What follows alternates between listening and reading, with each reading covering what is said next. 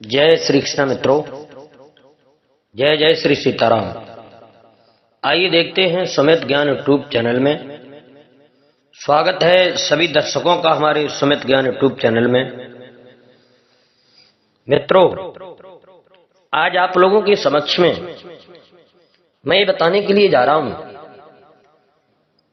कि महाराज विक्रमादित्य का जो सिंहासन था जिसमें 32 पुतलियां थीं, वो सिंहासन राजा भोज को कैसे मिला, कहां से आया, इसके बारे में थोड़ा प्रकाश डालते हुए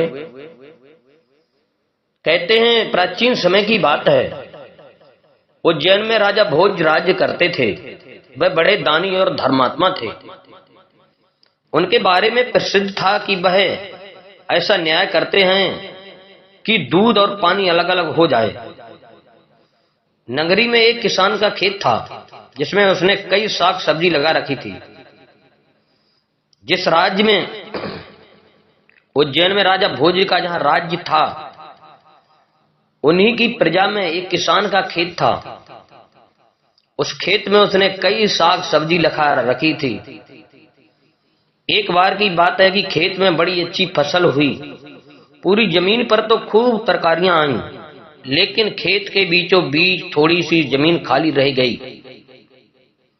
हालांकि किसान ने उस जमीन पर भी बीज डाले थे, लेकिन वहां कुछ नहीं उगा। किसान ने वहां खेत की रखवाली के लिए एक मचान बना लिया। जब भी किसान मचान पर चढ़ता, अपने आप चिल्लाने लगता, कोई है, कोई है, राजा भोज को पकड़ लाओ और सजा दो, मेरा राज्य उससे ले लो, जाओ जल्दी जाओ। सारी नगरी में यह बात आग की तरह फैल गई और राजा भोज के कानों में पहुंची। राजा ने कहा, मुझे उस खेत पर ले चलो, मैं सारी बातें अपनी आंखों से देखना और कानों से सुनना चाहता हूं। मित्रों, जब राजा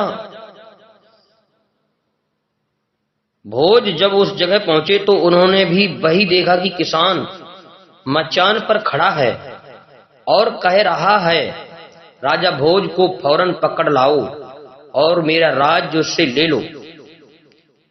यह सुनकर राजा चिंतित हो गए। चुपचाप महल में लौट आए।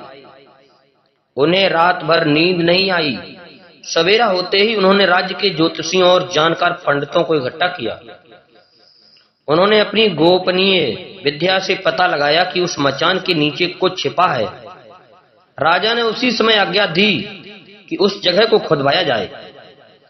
खोदते खोदते जब काफी मिट्टी निकल गई तो अचानक एक सिंहासन प्रकट हुआ। सिंहासन के चारों ओर 8-8 पुतलियां यानी कुल 32 पुतलियां खड़ी थी।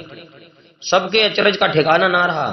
राजा को खबर मिली तो सिंहासन को बाहर निकालने को कहा, लेकिन कई मजदूरों को जोर लगाने पर भी वह सिंहासन टस से मस न हुआ। तब एक पंडित ने कहा कि यह सिंहासन देवताओं का बनाया हुआ है, अपनी जगह से तब तक नहीं हटेगा जब तक कि राजा स्वयं इसकी पूजा अर्चना न करे। राजा ने ऐसा ही किया। पूजा अर्चना करते ही सिंहासन ऐसे ऊपर उठाया मानो फूलों का हो। राजा बड़े खुश हुए। सिंहासन में कई तरह के रत्न जड़े थे जिनकी चमक अनूठी थी। सिंहासन के चारों ओर 32 पुतलियां बनी थीं। उनके हाथ में कमल का एक एक फूल था। राजा ने हुक्म दिया कि खजाने से रुपया लेकर सिंहासन दुरुस्त करवाएं। सिंहासन सुंदर होने में 5 महीने लगे। अब सिंहासन दमक उठा। सिंहासन दमक उठा था। जो भी देखता देखता ही रह जाता।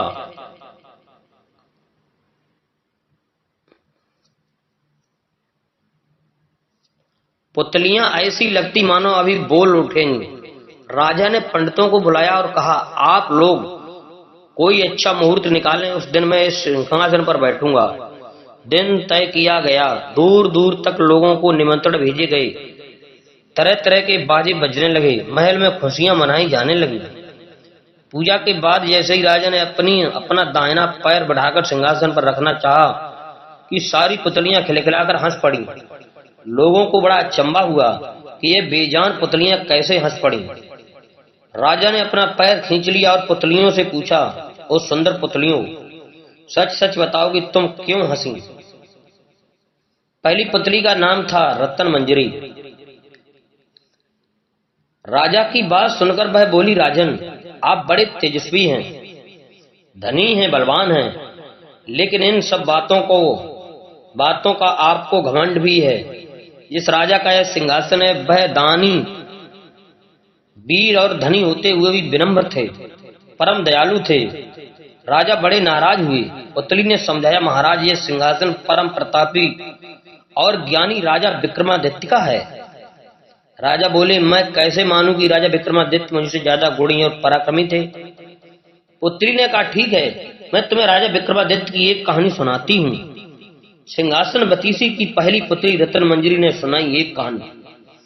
जय श्री कृष्ण मित्रों, जय जय श्री सीताराम। तो ये सिंहासन जो था वीर विक्रमादित्य का था, जमीन में गड़ा था और उस किसान के द्वारा महाराज भोज को मिला था। मित्रों, हमारे चैनल को सब्सक्राइब करें, लाइक करें और भी ज्ञानवर्धक वीडियो इसी प्रकार सुनते रहें, पाते रहें। जय श्री कृष्ण, जय जय श्री सीताराम।